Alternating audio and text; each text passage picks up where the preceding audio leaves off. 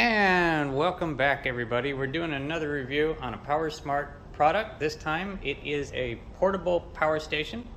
You may be asking right off the bat, what on earth is that? We're going to find out in just a second. I just wanted to show how it comes.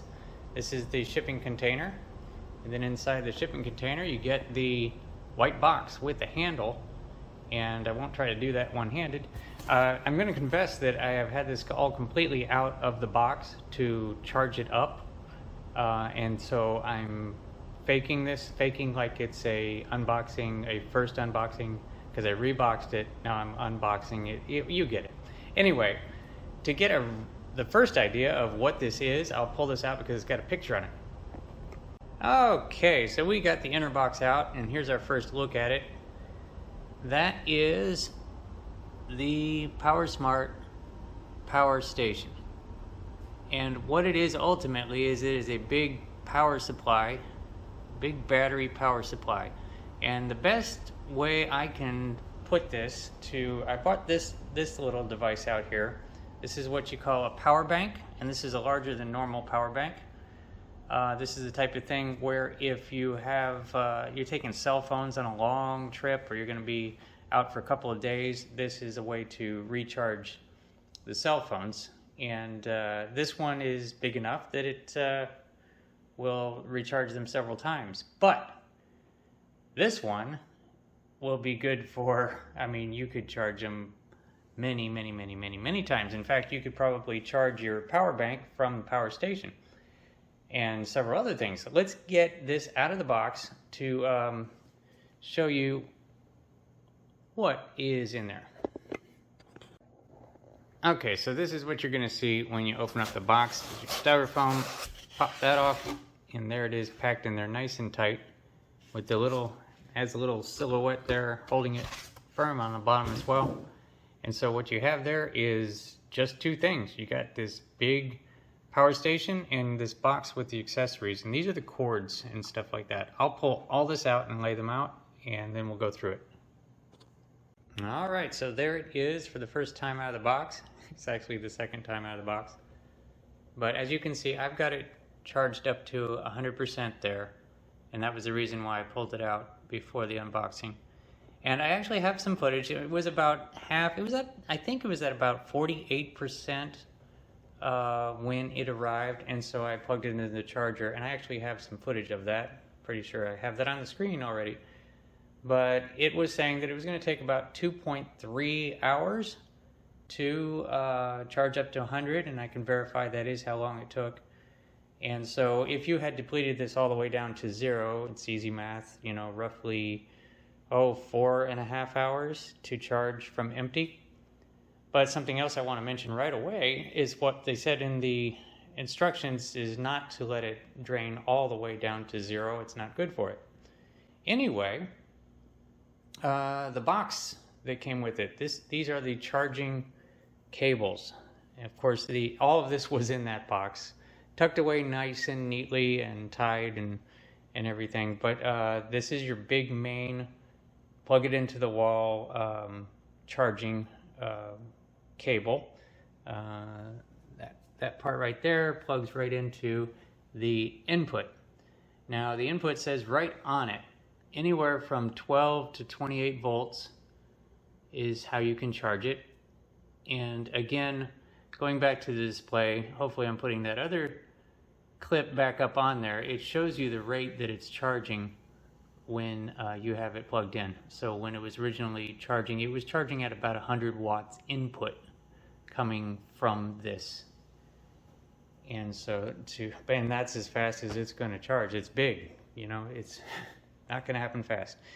Otherwise, you do have the cigarette lighter, the one where you can actually try to charge this thing from the cigarette lighter in your car, but given that it takes a very long time to charge, only if you're going on like a really long trip would that be an option, really, because unless you're wanting to just like top it off, like say it's at like 95%, you just want to take it to 100, you might want to use your cigarette lighter. Otherwise, you're going to have to be like on an hour or a 2-hour long trip to charge from the cigarette lighter. So if you have the option to plug into a wall somewhere, that's the best option.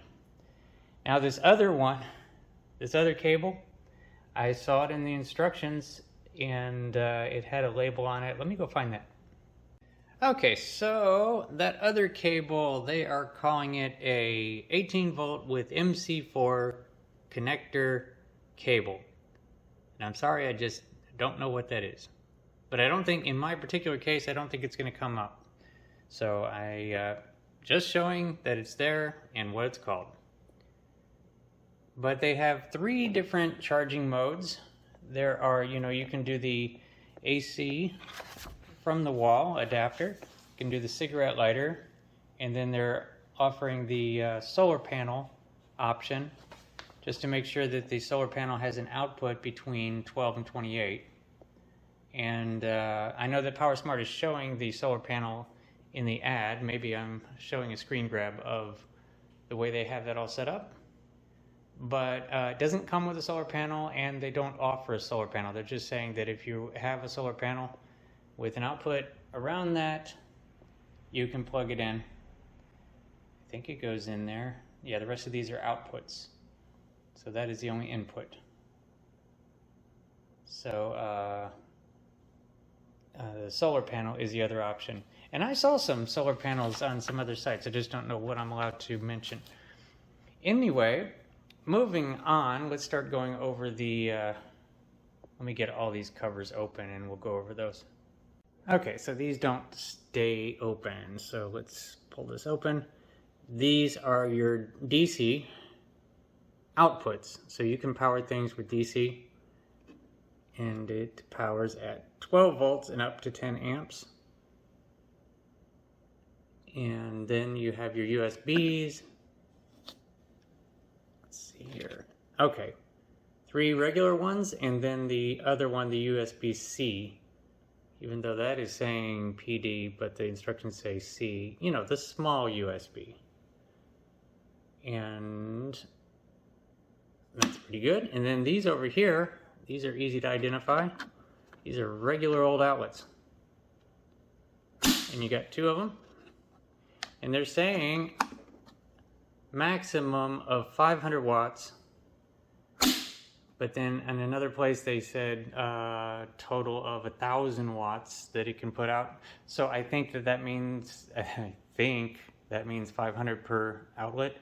But the instructions were saying that you can have all of this on at the same time. Now you turn on everything individually. I don't, since that display is showing, let's see what happens when you press this.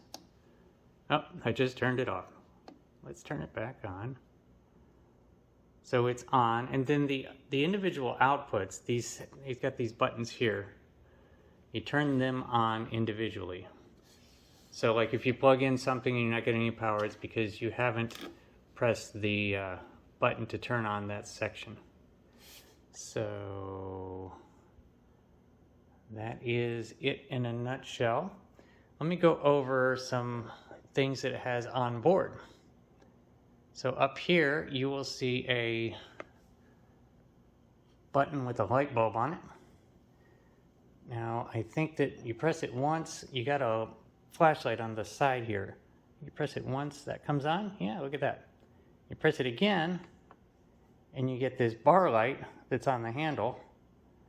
And you press it again, okay, and everything turns off. But if you press it and you hold down 3 seconds, nothing happened. Oh, there it goes. It goes into the SOS mode.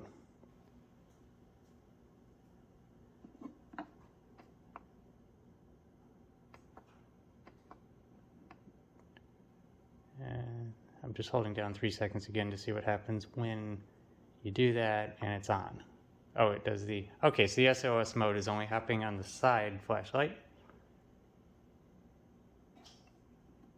And that settles that. So at this point, I think that we should start plugging some things in there and having some fun. Okay, since we were just speaking of this power bank here, you can see it needs a little bit of a charging. It has 3 out of 4 bars charged, and so I have it plugged into the USB, and what I'm about to do is press the USB button to turn on that section of the output. Let's see what happens. There we go. And so it is now charging. This thing is showing that it's charging. And what you see over here, down at the bottom, is the wattage of the output. So it is outputting at 8 watts. And it is saying that it's going to take 57 hours and 6. So this is a deep cycle cell. This thing really does take a very long time to charge. I don't think it's going to take 57 hours, but the good thing about deep cell batteries is that they last a very long time. When I think, just going by experience, we use this thing a lot during the hurricanes. If you don't know, we're in Florida. Last year we had 2 hurricanes and 2 power outages. One of them where we Okay, so funny thing just happened. The cell phone overheated and said it's not going to record anymore until it cools down. So as you can see there, there's no more power bank. There's just a picture of power bank. No, it's the I was just reviewing the video that I just made with that part of it, but I can't record on that anymore, so I'm going to record on this. And that actually gives us the opportunity to plug in that cell phone. As you can see, that cord is plugged in, and now it's plugged into there, so that we can see what kind of charging numbers we get off of that. So let's see. I'm going to go over there and press that USB button, and what do we get? So now we are charging a cell phone. It apparently charges at 6 watts. So you know what? So that is the USB part of it. I'm wondering what happens when you plug in the entire cell phone charger into the 120 outlet. Let's do that. Okay, so at this point, so what I've done is I have plugged the cell phone into its own wall charger and then stuck that wall charger into the AC input of the power station. So to see if we get a faster charge rate, and I'm going to go press that AC button right now and we'll watch the screen.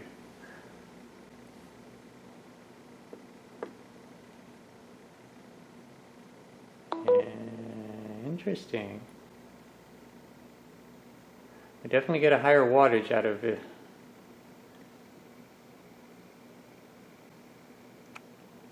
Out of the real cell phone charger.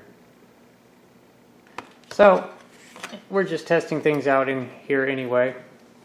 It's interesting to see these different output numbers, but we'll have to watch that guess on the output. So anyway, we have all these things to try. Let's move on to something. Let's move on to something that takes quite a bit of power to see what happens. Okay, so what I have just plugged in here now is something called a hot knife. It is basically a soldering iron at a major scale that heats up a blade instead of a soldering tip. And this is like 8 inches long. And I am using it because this should really light up something on the screen.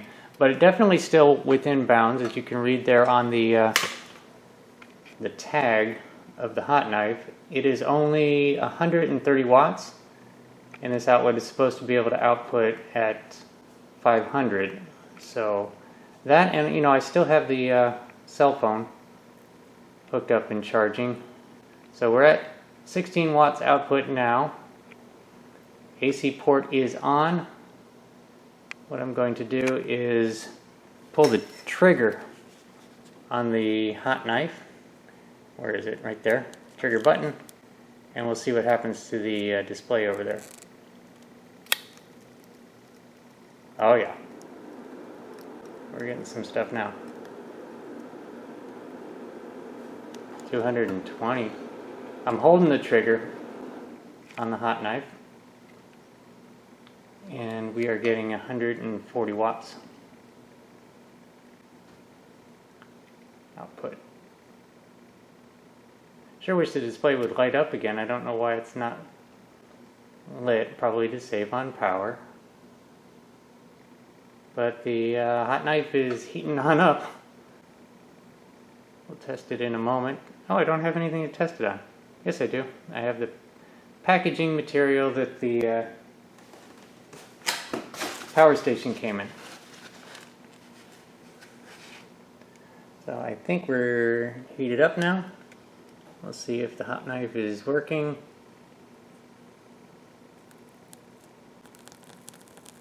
Yep. So,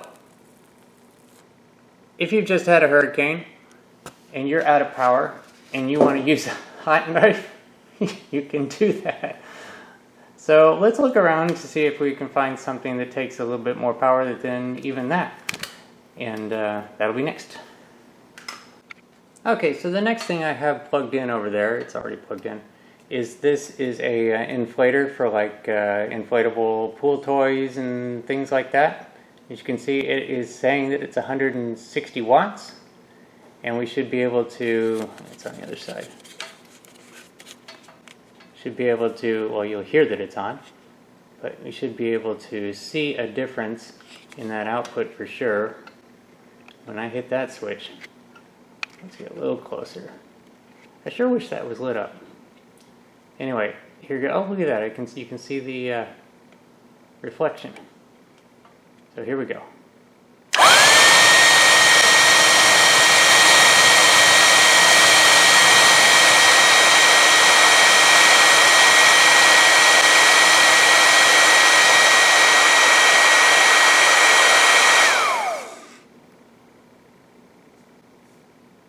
I think that's a pretty accurate display on the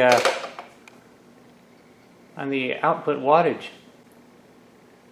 So yeah, so if your power is out and you wanted to inflate your pool toys, you can absolutely do that. Anyway, I want to move on to some lighting situations here, because that is something that is really fundamentally important after a hurricane. Okay, good news. I have figured out how to light up the display again. You simply go to the button up there on the handle, the one that, the little light there, see there? The one that was lighting up the flashlight, and the other one that lights up this handle light. If you just tap that, the flashlight does turn on again, but it will light up your display again. And then you just tap it to turn the toggle the handle light and the flashlight off, and your display stays on for who knows how long. Anyway, at this point, what I've done is I've brought out this large LED light, this big thing that looks like a fluorescent, but it's not. It is a large LED light that's going to light up an entire room in a hurricane situation where you have no power, and that is something that really is a problem, is just having some light at night for your family. This is about a 42 watt light, and we're going to find out for sure, because I am about to turn it on. So just so that we can see this, I'm going to go and hit that button up there to get that to turn back on, and then we're going to watch the display. So I have the switch in my hand, and we are going to turn on this light. You can see you now have 42 watts of ridiculous amount of light, and it is taking 67 watts. Keep in mind the cell phone is still plugged in, I think. Yeah, there it is. Yep, cell phone's still plugged in. So it 42 watts plus whatever the cell phone was doing. And there we go. You know what, that number there might be how long the power station is, that's exactly what's happening. I was getting the wrong idea on that number. The high number that's saying 6.9 hours, they are saying, I think that's the power station saying that it can run this light for 6.9 hours if you wanted it to. And that, yeah, okay, that's probably what it is. The other thing where it was, I think it was going to say that you can, no, I may be a little bit lost. Output. This is a good question. So now, yeah, it's increasing, so that would be, I'll figure it out. Okay, that second thing I was saying is correct. I'll pull up the instructions here. As you can see, image D output. And if you read on D, it is remaining usage time. So what it is showing right now is that it can run this light for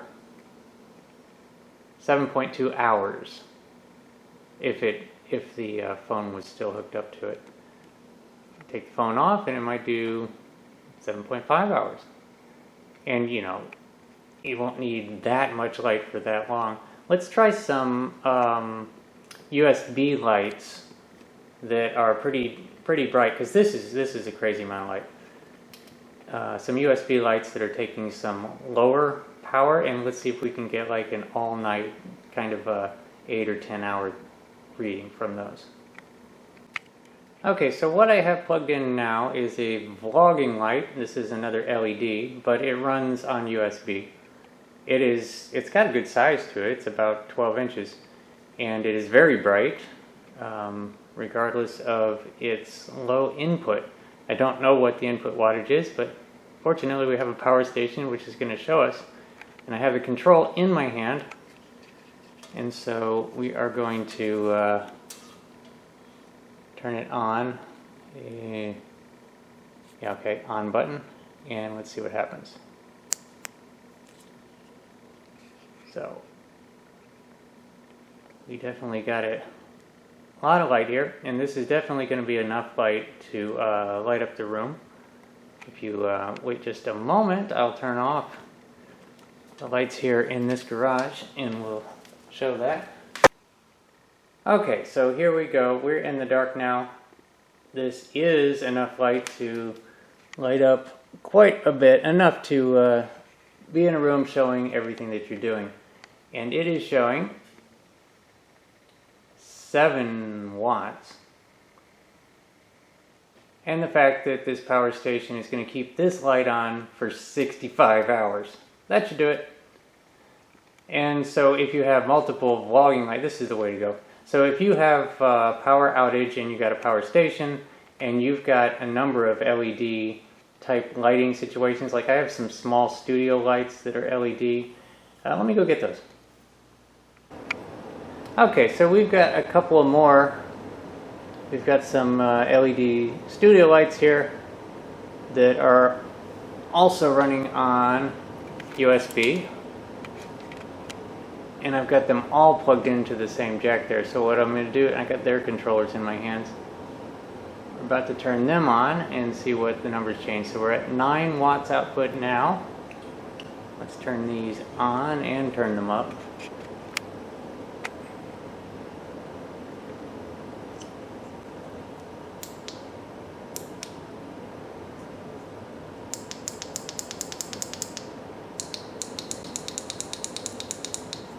Okay, so now we've got an insane amount of light going now. Let's take a look at the output now. Okay, we are now outputting at 32 watts, and it is saying that it can run these lights for 14.4 hours.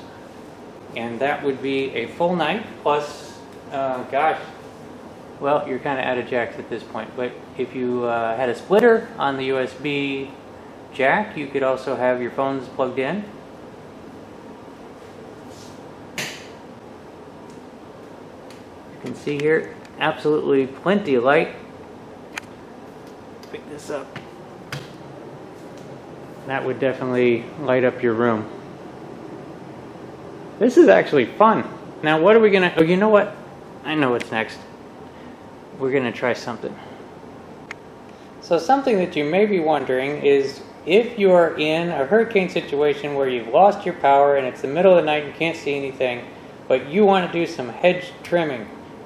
No, I'm kidding. So the idea here is what a lot of people are saying about battery operated tools, especially gardening tools, is what happens when you're halfway through a hedge trimming or a weed whacking project and your battery dies and you don't have a spare battery. You can't charge it up while you're out. Well, maybe you can. I brought the charger over. The charging voltage, so it's like 120 volts, and I can't remember what the amperage was, so it wasn't giving a wattage, but we'll find out what that is. Everything looked within parameters so that you're not overloading the power station. I think you can recharge your hedge trimmer with its existing charger from this power station, like if you brought the power station with you out mowing. Let's try it. Okay, so this is the 20 volt charger, and oh yes, we will be trying the 40 volt charger. And we've got it plugged into AC out. Got the display lit up. Let's hit that AC power button and see what happens. Okay.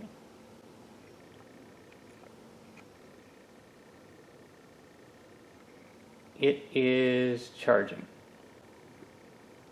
And it is charging at 58 watts. And so the output number up there isn't, boy, I was a fool, isn't how long it's going to take to charge. It is how long the power station can keep up the 58 watts. And it looks like it's got plenty of time. These things charge in about 20 to 30 minutes, and it's not overloading it at all. This is capable of 500 watts. So let's go get the 40 volt. Okay, so now I have the 20 volt charger and the 40 volt charger plugged in, and we are ready to hit that AC button because both these chargers are about to turn on. Let's do this.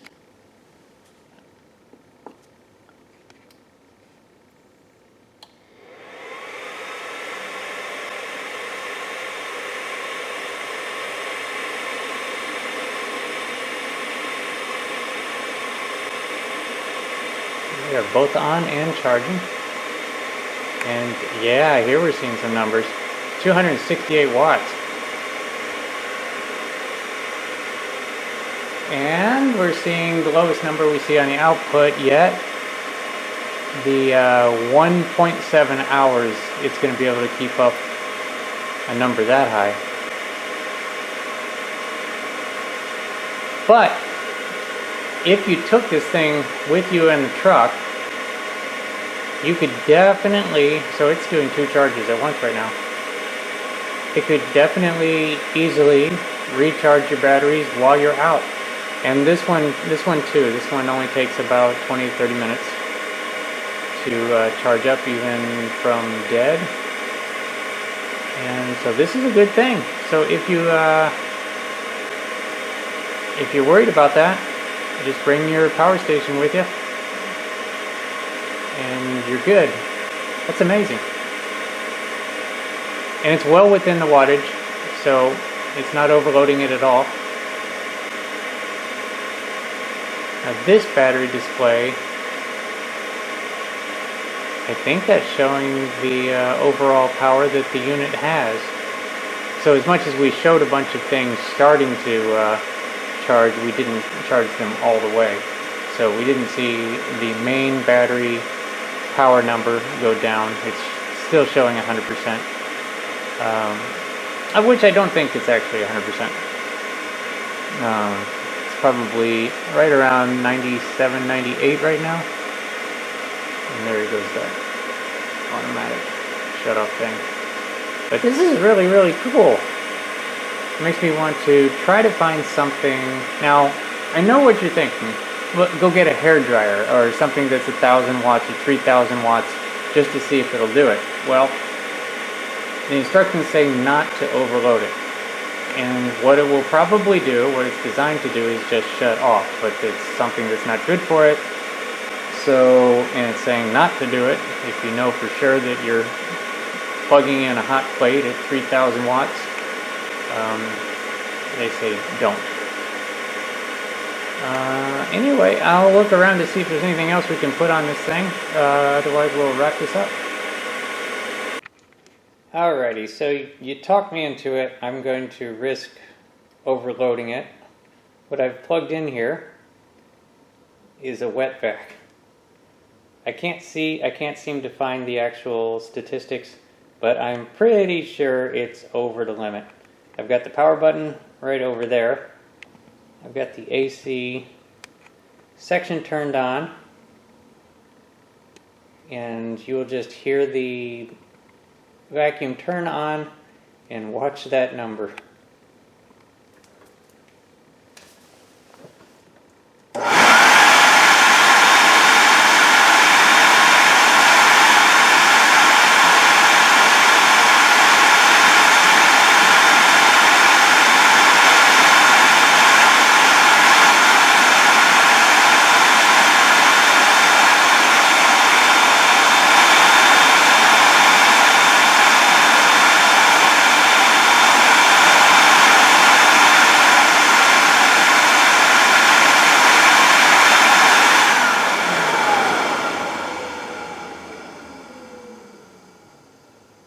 Very interesting. So the hour meter turned into a minute meter.